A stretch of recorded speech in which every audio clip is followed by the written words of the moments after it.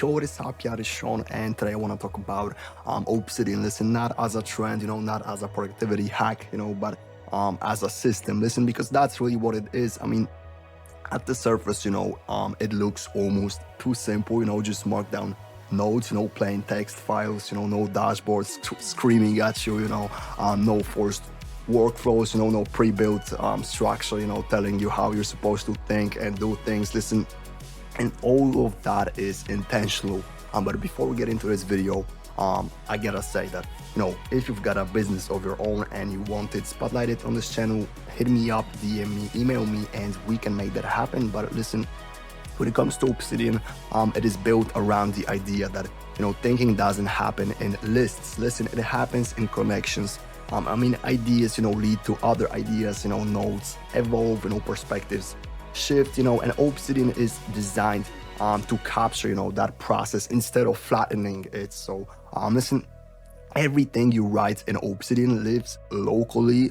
Your notes are yours, stored on your machine in a format, that will still exist decades from now. Listen, there's no dependency on a server, no risk of a platform, shutting down and, taking your work with it. Listen, you're not renting access to your own thoughts. Listen, that ownership changes how you use that tool. Listen, instead of worrying about, where something, belongs, you focus on writing it down, and then you link it, and then you link it again, later. Listen, over time, your notes stop being, some documents and start actually being, a knowledge base, one that reflects, how your mind actually works. Listen, the linking system is where Obsidian really separates itself. I'd say, you're not just referencing notes, you're building actual, relationships between ideas, and once you've been using it for, a while, you start to see, patterns, in your own head, when it comes to thinking about your projects. Listen,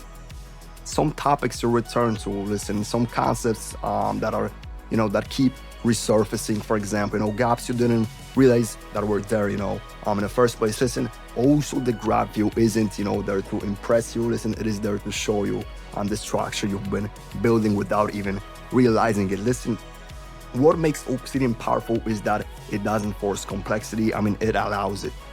Let me put it this way. Listen, you can keep things minimal forever, or you can actually layer on plugins, templates, automation, and turn it into a fully custom system built exactly for the way you work by you. Listen, what I'm trying to say is that, writers use it to outline books, developers use it as a personal, documentation.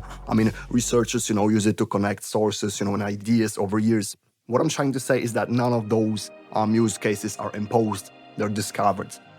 There's also a level of speed and responsiveness that comes from being offline first. Listen, nodes open instantly. Searches are immediate, and you're never waiting for the app to catch up with you. And that matters much more than people think, because friction kills momentum. So listen, Obsidian doesn't try to motivate you, it doesn't gamify, thinking, it doesn't promise productivity in exchange, for templates. It just gives you a space, and then it stays out of the way. So, and that is why, it works for people who think long term. So listen, this isn't a tool, you use for a week. It is something you build with over time, and, the value, it all compounds. The more you write, the more connections you make, the more useful it becomes. Not because, the app is doing more, but because you are. So it is really flexible, just a reflection of your own workflow. So listen, Obsidian is opinionated, in a very specific way.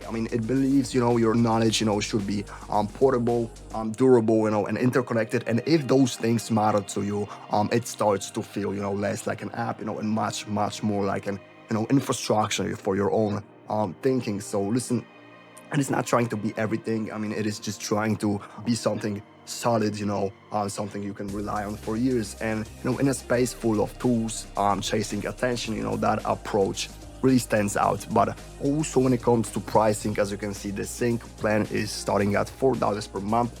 Publish one is starting at $8 per month. The Catalyst one is at $25, and the commercial is at $50. Listen, those prices are relatively low in my opinion. Listen, $4, you know, for, you know, sync nodes, you know, across devices, you know, end-to-end encryption, for example, you know, all that stuff that just scales with those more expensive plans. Listen, it is really worth it, let me tell you, for that amount, especially, you know. But yeah, listen, that'll be it from today's video. Hope you guys enjoyed. If you did, like and subscribe, you know, really helps me out a lot to keep coming back with those projects. Also, like I said at the beginning, if you've got a business of your own and you want to be featured on this channel, email us, you know, contact us, and we can make that happen. But yeah, see you guys in the next one, and peace.